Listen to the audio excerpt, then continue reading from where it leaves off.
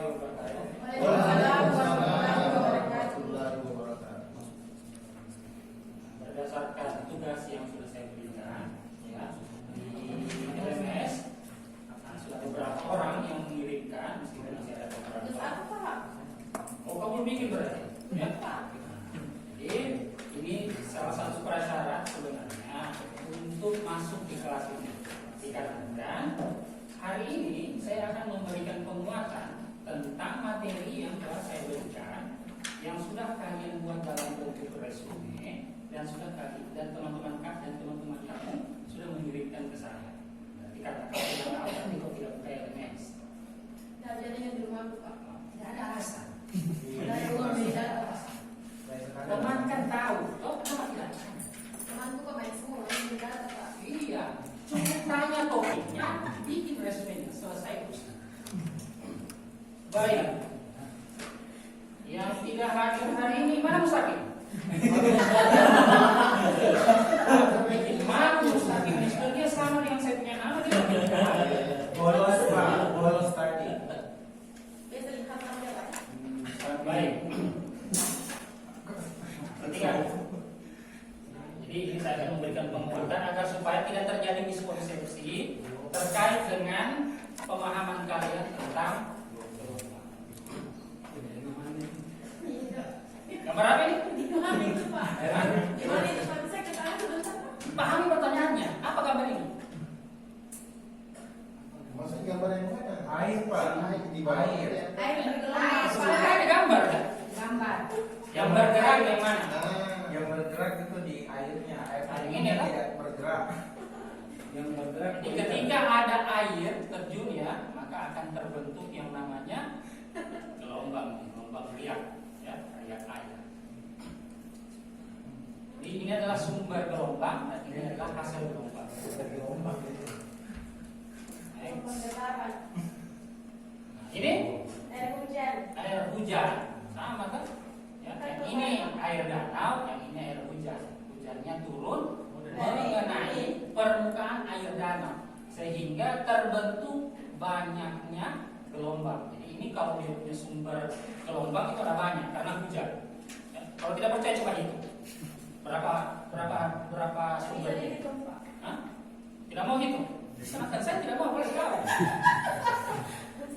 Jadi kalau kita ambil di sini, ya, kalau kita ambil yang bagian sini, kita mau lihat yang lebih dekat. Ini kan kalau dilihat dari atas, toh. Nah, kalau kita mau ambil dari samping, dilihat begini. Toh? Nah, bentuknya akan seperti ini. Ya, seperti resume yang telah kalian buat, ada satu puncak, satu lembah, ya. Ini disebut dengan satu puncak, yang di bawahnya itu adalah satu lembah yang dilambangkan dengan lambda. Kemudian dari garis tengah ini ke bagian atasnya itu disebut dengan itu. Ini sudah ada semua di kalian punya resume. Kalian kalau bagian teori jagonya, ya Bisa disebutin. tidak susah. Pusing sekarang. Ah, pusing. Aduh, coba minum Parabes. Kalau tidak makan satu kasih dua.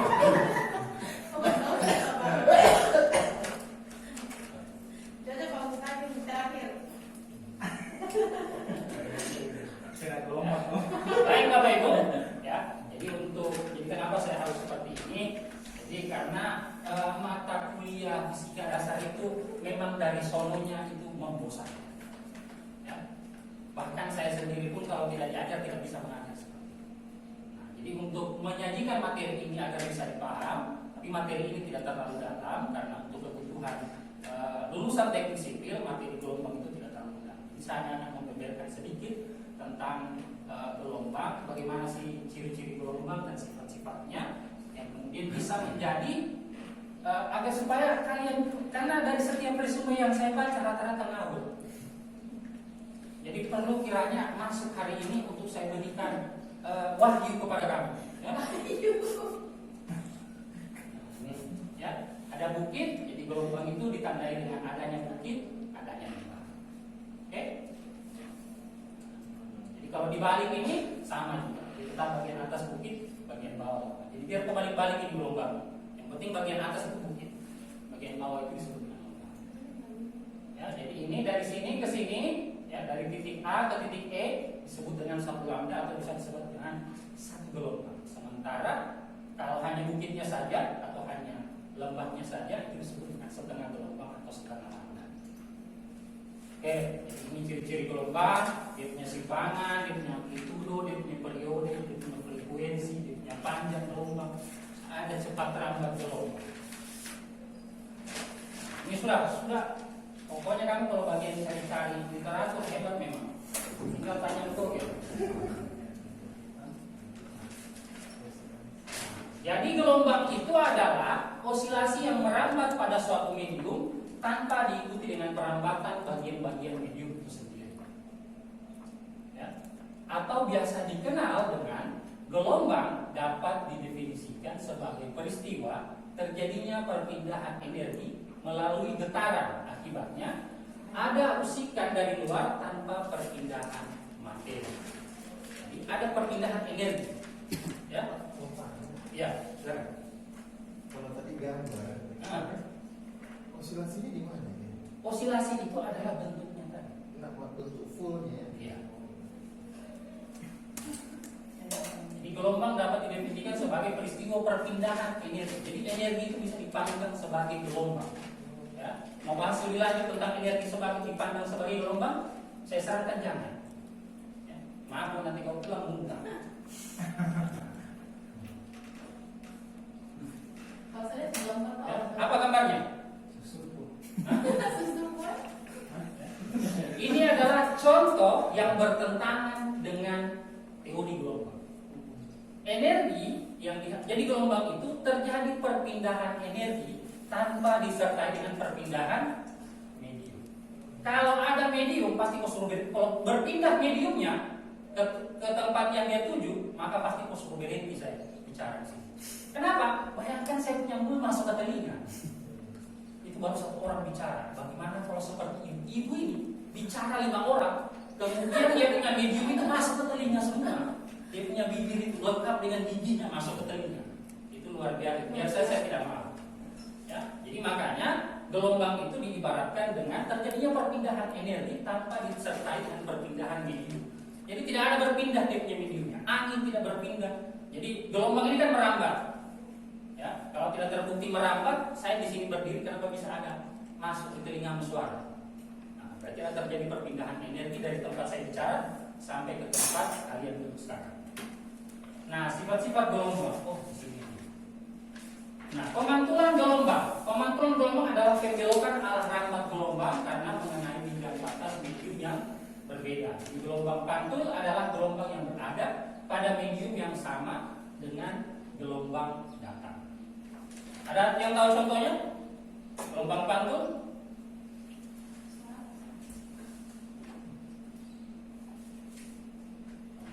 Pak, bisa tanya? Ya. Pak, mau tanya. Bisa tanya. Dari gambar awal kan, saya mau tanya, itu kan gambar awal kan bentuk gelombang kan punya. Sekarang kan ini, bagaimana untuk bisa memprediksikan bahwa bentuk seperti itu? Gelombang angin kan tidak dilihat. Kalau kita perubahan kan kita tidak tahu apakah dia bergerak lurus, gimana perubahan kan begini. Nah, asal mula kok bisa jadi seperti itu dari mana? Dari penelitian yang dilakukan oleh seperti yang saya bilang tadi. Jadi kalau air asal muasalnya kalau dia gelombang mekanik dilihat dari air. Kalau air dari air kan ada garis-garisnya kan. Tapi seperti saya bilang tadi, kalau kau lihat dari samping begini, itu bentuknya sinusoidal. Betul, kalau itu kan posisi berbentuk gelombang. Sekarang kalau ada datar tanpa ada jatuh macam seperti ini, kita kan tulisnya ini suaranya gelombang. Ini kalau dilihat bentuknya sama tidak seperti ini. Sama. Kayak tapi tidak bisa ditangkap oleh Nah, kalau begitu gambar ini salah. Tidak. Ini adalah bentuk gelombang yang dipancarkan dan dilihat dari atas. Nah, itu nama saya tadi. Ya. Jika saya bilang Bukan dilihat dari samping. Jadi bedakan antara melihat dari samping dengan dari atas. Ini dari atas. Ya. Tahu air tuh? Nah, saya ilustrasikan. Nah, ini air tuh coba taruh begini. Tidak begini kan bentuknya bulat-bulat begini. Begitu kan? Nah, tapi coba lihat dari samping. Jadi kalau kita kerjaan di rumah dari samping. enggak, Bapak, kalau saya ilustrasikan, Ah. kalau dari samping seperti ini.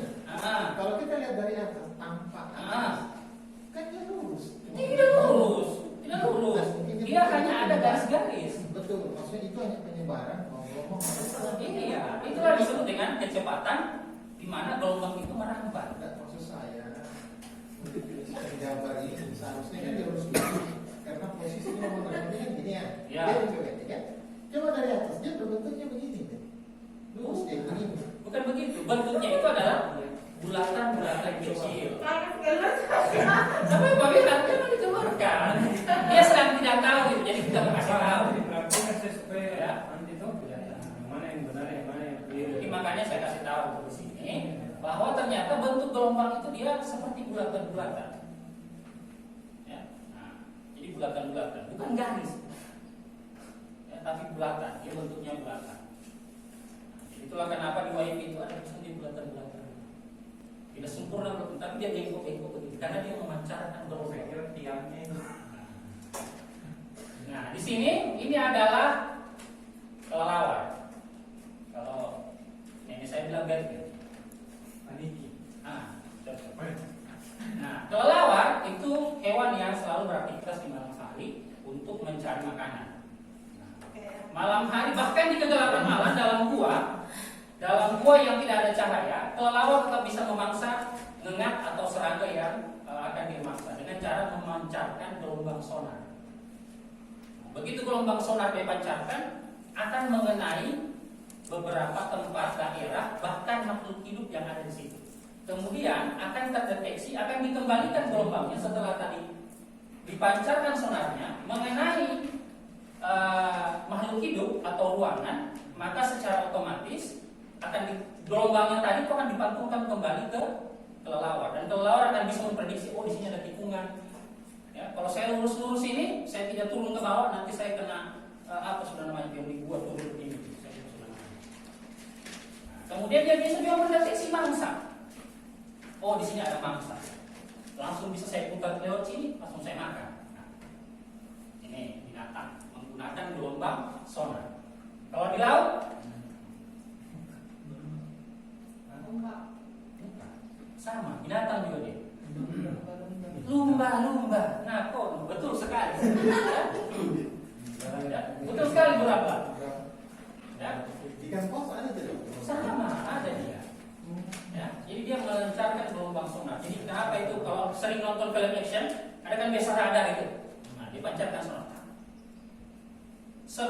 Sebelum dikembalikan gelombang pantulnya tadi, maka tidak akan ditemukan ada benda di sini. Di sini tidak ada benda.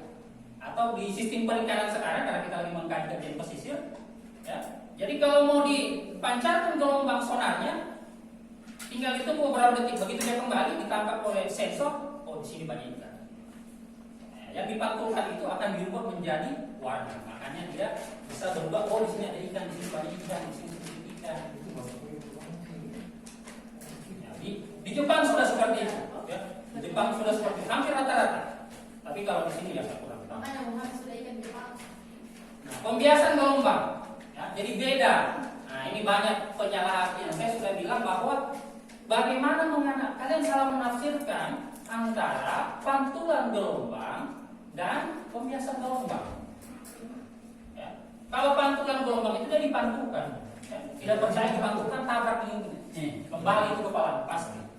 Sama seperti suara saya suarakan di sini dan kembali kemari tetap. Makanya dia berputar-putar ke ruang ini.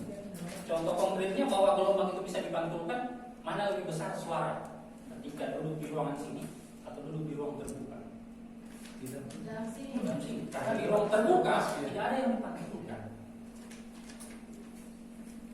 Nah, sedangkan pembiasan gelombang dia adalah pembelokan, dia hanya dibelokkan. Dibelokkan sedikit saja. Itu pembiasan. Jadi makanya ini. Jadi gelombang itu ketika dia mengenai medium-medium berbeda, dia akan dibelokkan. Dibelokkan sedikit, tergantung medium yang dia lalui. Jadi ini kan air, jadi contoh paling simpelnya itu adalah air. Jadi dia dalam bentuk gelombang, ketika dia melalui tempat yang kedalamannya berbeda, ya, kemudian lebar daerah alirannya itu berbeda, maka dia punya arah aliran pun berbeda. Itu disebut dengan pembiasan. Nanti kalau di dalam ruang tertutup ada pembiasan ya. Ada pembiasan, ya, tergantung sudutnya. Kalau dia membentuk sudut 90 derajat, maka dia pemantulan. Seperti cermin. Ya, kalau kita bercermin seperti ini. Ini 90 derajat di pantulan. Kalau dia miring begini, bentuknya tetap 90 derajat. Kalau pembiasan tidak, dia bentuknya tidak 90 derajat. Dia bentuknya itu berapa saya ya? Ini kecil. Sana Pak, di bawah. Oh ini. Mustaqim tadi. Jadi kalau dia gelombang pantul, dia membentuk sudut 90 derajat. Ini siku-siku. Tapi kalau dia pembiasan, lebih dari 90 derajat. Berarti dia lintasannya stop. Ya. Mulai paham ya?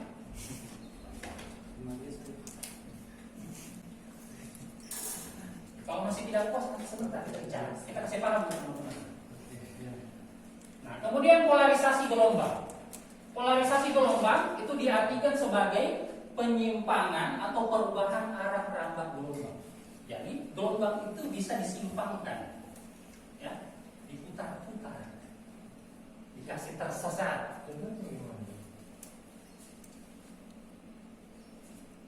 Tahu kacamata apa ini? Bukan. Nah, Bibel salah satunya yang bisa berubah karena suhu. Kalau dia mendeteksi suhu, maka dia akan bening. Tapi kalau dia mendeteksi banyaknya cahaya yang masuk mengenai kacamata itu, maka dia otomatis akan rebel. Apa? Polaroid. Ya. Dia punya kaca satu sebelah ini cuma 700.000.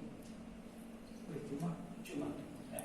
Kalau sudah 1 juta baru sudah 1 juta. Yang paling murah ya 700.000.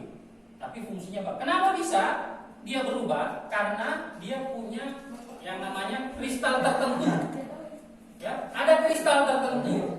Jadi beberapa kristal punya kemampuan tersendiri. Jadi begitu ada cahaya mengenai kristal tersebut, maka tidak semua cahaya atau gelombang cahaya tadi yang masuk itu dikeluarkan. Jadi misalnya masuk 10 misalnya, yang dikeluarkan keluar. Sisanya dia putar-putar di dalam, dia kasih tersesat. Penyimpangan disebut dengan kacamata polaroid. Pak, selain di kacamata posisinya itu penyimpangan, bisa tidak dibedah lagi? Bisa, boleh. Maksudnya Boleh, iya. atau tergantung dari bentuk material. Ya, jadi jadi saya bilang tadi ada material khusus, helm pun masuk, ya. Yang tadinya kalau kita buka di luar, oh silau sekali pakai helm, mati ya. Polarisasi gelombang, nah, aduh saya, dispersi maksud saya ya. Nah, apa bedanya dengan dispersi? Jadi polarisasi dengan dispersi itu sama-sama dia, cuma bedanya dia ketika merambat melalui satu medium adalah perubahan bentuk gelombang ketika merambat melalui suatu medium. Merambat melalui suatu medium, jadi dia diuraikan. Jadi kalau tadi dia sesatkan, dia putar-putar di atas, kalau ini dia pesat-pesat. Ya, dia mutilasi. Jadi masuk sinar matahari satu dia mutilasi, dia bagi. Jadi rainbow. Dan inilah yang disebut dengan rainbow. Ini kan Pak, contohnya di permata ya? Ya, Di bentuk permata. prisma. Kalau ini prisma, Nah, kalau di bentuk lain bisa tidak? bisa pelangi. Ini kan sudah umum. Pelangi tidak akan pernah terbentuk kalau malam, toh? Nah, artinya kan bisa nanti pelangi malam. Iya. Pelangi kan artinya. Ah. Maksud saya, ini kan salah satu contoh. Ah. Berarti ini kan bantuan dari yang ada tidak benda lain. Ya, jadi tergantung benda kristalnya yang bisa menguraikan benda. Nah, salah satu contoh selain ini yang Selain contoh itu adalah prisma dan pelangi, butiran-butiran udara yang dikenai sinar matahari. Jadi sinar matahari datang tadi dengan monokromat begini atau sama-sama ya. Jadi dia ada 10 berbaris. Begitu dia mengenai butiran-butiran, kalau di pelangi ya, mengenai butiran-butiran air tak pecah. Biasa kayak aspal Pak, jalan kan dari jauh. Nah, itu fata morgana bukan ini. oh, itu Itu fata morgana bukan ini. Penipuan mata. Kalau prisma dia tidak. Jadi ada satu cahaya yang datang, ya. Jadi kalau dispersi gelombang itu ada satu cahaya yang datang, kemudian dalam cahaya itu dia pecah-pecah, dia kecil-kecil. Jadi kalau seumpamanya randang datang melalui prisma dia mutilasi tangannya, kepalanya, lehernya. Dan kita ya. Dia mau ngecek Jadi dia mutilasi. Ini prisma, ya. Ini disebut dengan dispersi gelombang. Nah, kemudian superposisi gelombang. Superposisi gelombang itu adalah dua gelombang, maka gelombang tersebut akan datang di suatu titik pada suatu titik yang sama sehingga menghasilkan sebuah gelombang baru. Nah, gelombang barunya itu dalam bentuk ini, dua ini. Interferensi konstruktif dan interferensi destruktif. Nah, kalian banyak salah di bagian sini, bagian membedakan antara superposisi dengan difraksi. Jadi difraksi itu dia bedanya adalah dari dari banyaknya gelombang yang terbentuk. Kalau superposisi itu dia punya nilai. Ya, misal ada 5 gelombang datang, ya, kemudian bertemu dari dua sumber, ya. Nah, kemudian bersatu membentuk interferensi konstruktif dan interferensi destruktif. Kemudian difraksi gelombang, nah, kalau difraksi gelombang dia sumber gelombangnya tidak terhingga, seperti halnya air terjun, itu kan terus-terus. Jadi gelombangnya terbentuk terus. Nah, dari hasil terbentuknya gelombang itu menghasilkan namanya gelombang baru, disebut dengan gelombang terinterferensi konstruktif. Kenapa konstruktif? Karena mereka saling mendukung, ya. Konstruk, membangun yang baru. Destruktif, saling menghilangkan, ya, saling baku bumi. Contohnya Pak, Ya, makanya dia konstruktif. Pak, coba gambarnya. Jadi konstruksi. Kenapa konstruksi merah? Padahal bagus kalau merah, toh? Danger. Cocok. Danger. Saya kasihkan kau danger. Tsunami gempa. Kenapa bisa? Nah, ini tsunami yang terbentuk di Banten kemarin yang menelan korban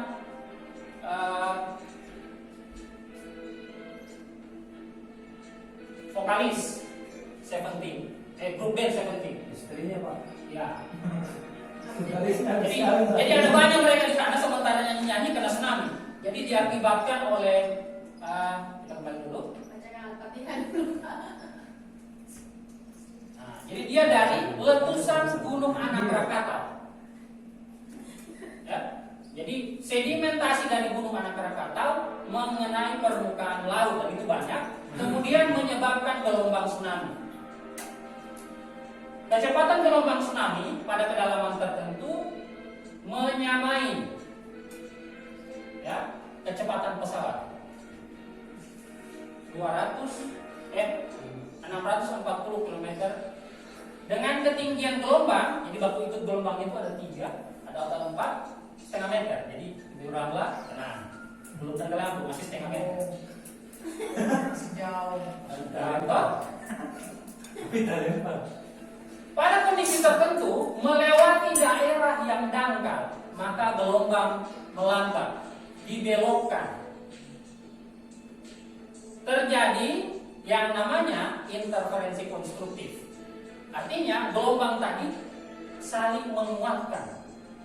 Yang tadinya setengah meter ditabrak temannya dari depan, naik jadi 1 meter. Ada lagi temannya dari belakang, dia tabrak, jadi setengah.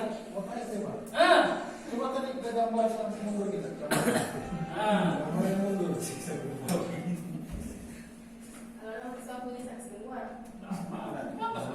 Dia kan gini, ini terjadi gunung meletus.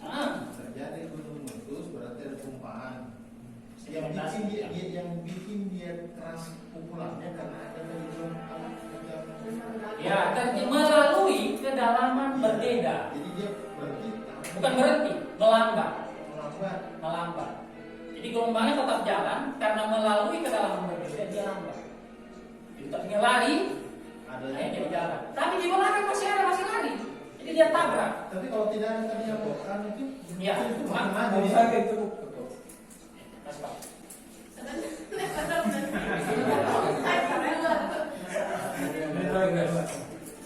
Nah, ada tugas kalau. Oh, itu nggak pakai tugas. Ada, tetap ada.